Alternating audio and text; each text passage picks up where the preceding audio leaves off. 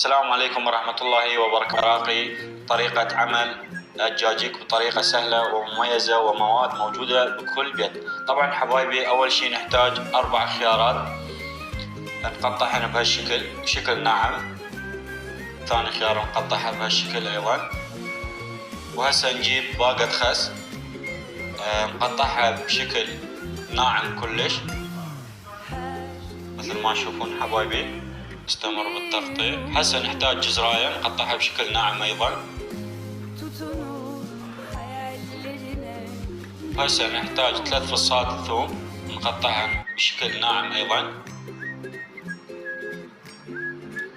مثل ما تشوفون حبايبي. هسه نحتاج باقة شبت. نستمر بالتقطيع بهالشكل.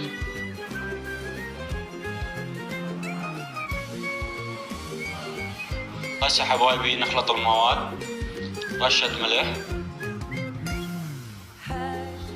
4 ملاعق كبيرة لبن. هسه نخلط المواد. هسه نحتاج ملعقة أيضا لبن. ومثل ما تشوفون حبايبي هذا شكلها النهائي. طعم رهيب ومميز وطريقة كلش سهلة من قناتكم الجديدة. واتمنى يعجبكم الفيديو وتدعمونا باللايك والاشتراك حتى نقدم لكم الأفضل.